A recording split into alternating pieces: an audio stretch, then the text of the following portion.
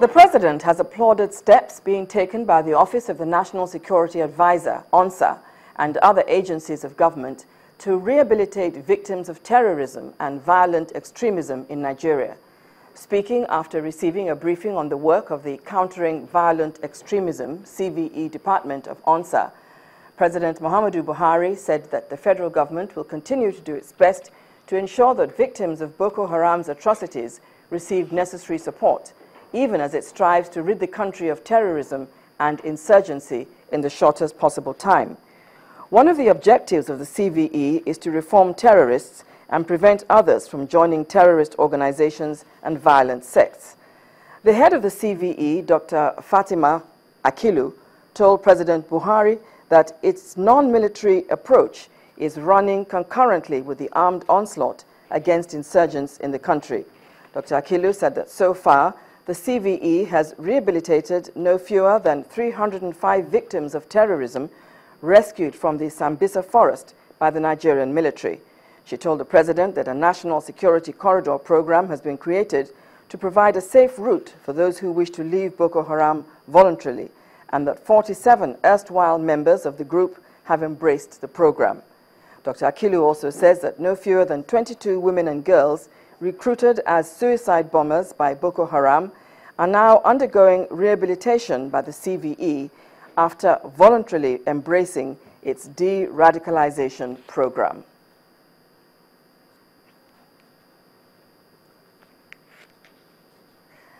The Central Bank of Nigeria has extended the deadline for the bank verification number registration. But prior to that extension, bank customers in Lagos had frantically stormed banks in the last-minute rush and asked for the postponement of the deadline. Channel's business correspondent, Temple Ashaju, reports. I'm standing in Broad Street, one of the key financial districts in Lagos Island, Nigeria. Here you can find a lot of Nigerians who are willing to go for the last-minute registration of the BVN. Now, the BVN registration was launched in February last year, and it kicked off in May last year. With the June 30, 2015 deadline, the last-minute rush appears to be putting a lot of Nigerians off. Really, the queue is not that much, but they are attending to them. They only told me at the bank that it would be nice for me to do it on time because I won't be able to withdraw or save it into my account anymore. That was what they told me. And I did it that day, that very day they told me. There are loads and loads of people in there. But the only thing that saved me was because of my son. He was crying, and according to the bank policy, you have to attend to pregnant women, old folks, and nursing mothers on time.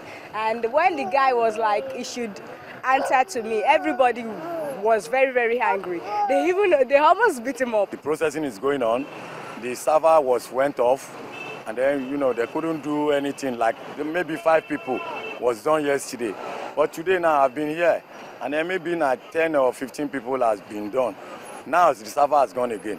So I have to appeal to the people in charge of this thing to please extend these procedures. At a bankers committee meeting in August last year, bank chief executives agreed to intensify efforts on the registration exercise ahead of the deadline.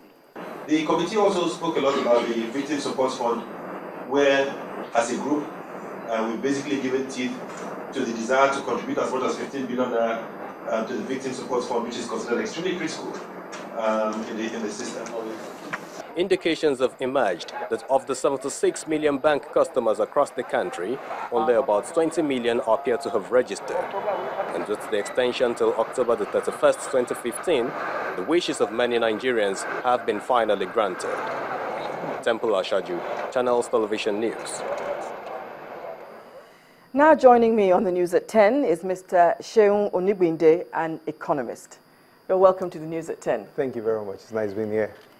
Now, we understand from that report that over 20 million customers would have been locked out of the banking system today had the deadline not been shifted. Do you think CBN effectively informed the public about the importance of the BVN? I don't think it was clear enough to people the importance of this until the last minute. The circular for the BVN was issued in September last year. The bankers committee agreed in August last year. So we had a lot of time to do the sensitization. But it was always that, personally, when I got to the bank, people were just randomly selected about this. We should have an holistic idea about what we want to do. And it now looked like the last 2 weeks there has been heightened tensions about even people in the diaspora have even raised their voices that how do I get covered, being in the UK or out of the country, and I cannot register with the BVN scheme. So I think there has to be a more clearer approach to it. We have close to another 4 months to think through this, but we must get people to understand what's the importance of the BVN. And if you don't take part of this exercise, what do you stand to lose? Also, I think clearly about how do we help the people in the diaspora to ensure that they all get covered. Now, this initiative is actually going to provide the CBN with a central database. So how do you think this would be an advantage to them and even bank account holders? Yeah, the whole idea is people have been keeping multiple personalities across banks. And the BVN now gives you an opportunity that the bank has a unique ID specific to an individual. Because beyond the PIN and the numbers, there's always been a problem, but people could still game that system. But be your biometrics and your signature, there's an extra layer of authentication that is available to you. And the CBN can also have a blacklist, which you can say is some number of people cannot open bank accounts again. Because you have a situation of people who run bank accounts in the fraudulent way in bank A, move to bank B, and move to bank C. But once your ID or your thumbprint has been certified has been blacklisted, you've been locked out of the financial system. So it's a good, it's a welcome approach. One would wish that we don't do this all the time, because you want to do NMIC, you want to do your driver's license, you want to do your passport. Every time you have to take your biometrics and your ID and your signature. I hope this will just be a one-time solution, and possibly if you can share this database from other things, basically. But I hope that it's not going to cause a bit of confusion, because there doesn't seem to be a uniform BVN. There are some that have pictures, there are some that have just names. Yeah, that's a problem in which you hear things like when the report said, some people get some places and say the network is down, and you find that some banks wouldn't even do it in the proper and the thorough way. And these are the kind of things that need to be harmonized strongly. For example, you need to get clearly that what we are trying to get here is the signature and the picture, and as well as the biometric authentication, to ensure that we can cut down things on identity theft, fraud, and also ensure that we have a unique ID that every customer carries across all the banks. Also to even tell people to stop overlaps. You find people who do BVN registration in multiple places in bank A, bank B, bank C. You should supposed to do it once and make sure that you give that number to other bank accounts as you have them. All right. Thank you very much for joining us on the News at 10. Thank you so much. It's nice being here. I've been speaking with Mr. Seun Onibinde, an economist. Now, health workers have appealed to state governments to resuscitate primary healthcare facilities in the local governments to help reduce maternal mortality in the country. Malaria, which is the most widely spread parasitic infection in humans, has contributed to 11% of maternal deaths across the country in the last 14 years. At the launch of a new national strategy for the prevention of malaria during pregnancy in Abuja, health experts identified a lack of proper attention to health facilities and training of healthcare providers as key to the reduction of maternal and child mortality in rural areas. Our correspondent, Gloria Umezioke, reports. Millions of Nigerians have for decades survived through malaria, a common parasitic infection caused by mosquitoes, especially in sub-Saharan Africa. This is perhaps one of the reasons why a majority of pregnant women in rural areas underestimate the impact malaria has in maternal morbidity and mortality. At this forum, the real issues were highlighted. Immunization, maternal provision of maternity services, child survival strategies, nutrition. These are all areas the 1999 Constitution as amended has domiciled under local government administration. Therefore, we ask today for the appointment of medical officers of health in all the 774 local government of Nigeria to head primary health care services. We believe that this will inject new impetus in healthcare administration at the level of local government area. I'm really worried that even the healthcare providers whom you expect to be able to be the champions of this guideline, they are not adhering to the contents of the guidelines. For instance, you see a pregnant woman woman who has malaria going to a facility and she's offered chloroquine. For instance, chloroquine is no more being used for the treatment of malaria. As far back as 1948, the federal government established the Nigeria Malaria Service to combat the deadly infection, but several challenges still persist. The issue of poverty, because you find out that most of them, one, they don't even know the need for them to attend antenatal care, and then secondly, even when they know, access to those health facilities where they will access this care are not there. We want to increase awareness, improve our awareness drive, that is, tell more people, the healthcare providers, train them more and more, orientate them that science is dynamic. But crucially, the manner in which the government refocus on curbing the spread of the disease will bring about a significant drop in mortality rate among women, especially in the rural areas. Gloria Umezuke, Channels Television News. Well, it's time for us to look into the world of business, and here's Anne Mwawadu. First Bank. You first.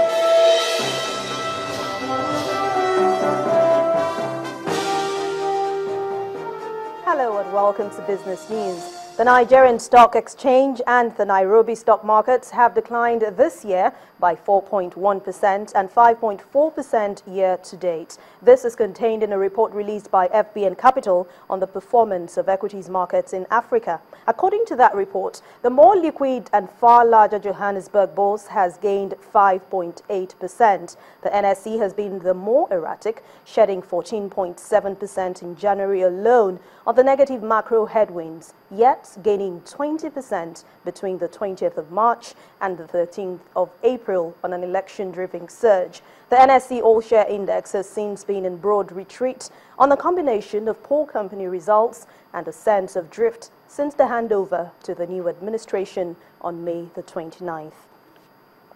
Petroleum marketing firm Owando has agreed to sell a 60% stake in its downstream business to Vitol and Helios Investment Partners for $276 million. The energy company made this announcement in a statement to the Nigerian Stock Exchange today.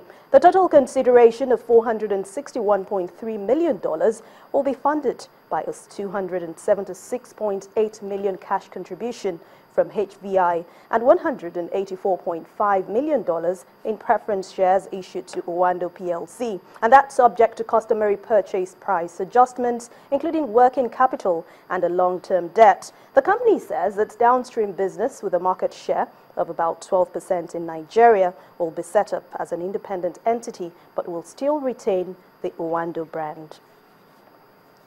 Well, the Nigerian equities market sustained its positive rally for a second day, gaining 0.26% to close at 33,456.83 points. Here's Christy Cole with more.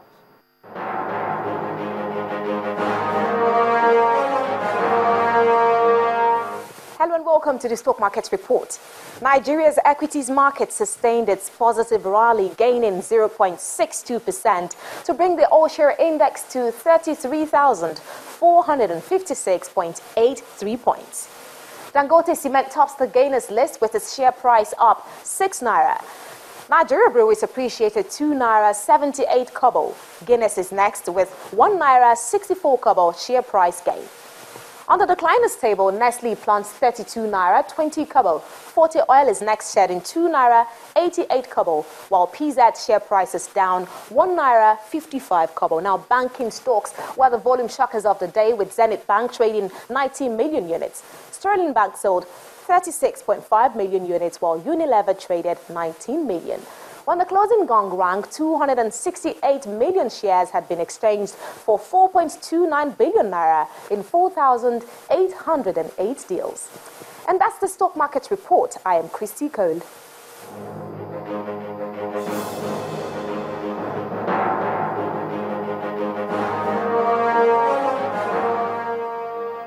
Thank Thanks a lot, Christy. Well, oil futures dropped below its 3-week low as investors await a development in Greece following a bank shutdown. Brent crude futures dropped 3 cents at $61.98 a barrel. That's after falling to $62.01 on Monday, while U.S. crude fell 14 cents to $58.19 after closing at $58.33 a barrel in the last session. Analysts believe that the Greece's crisis is a major concern for investors in the commodities market. And that's it on Business News. The rest of the news at 10 continues in a moment, but let's take a quick look at the global market figures. I'm Anne Mwawadu.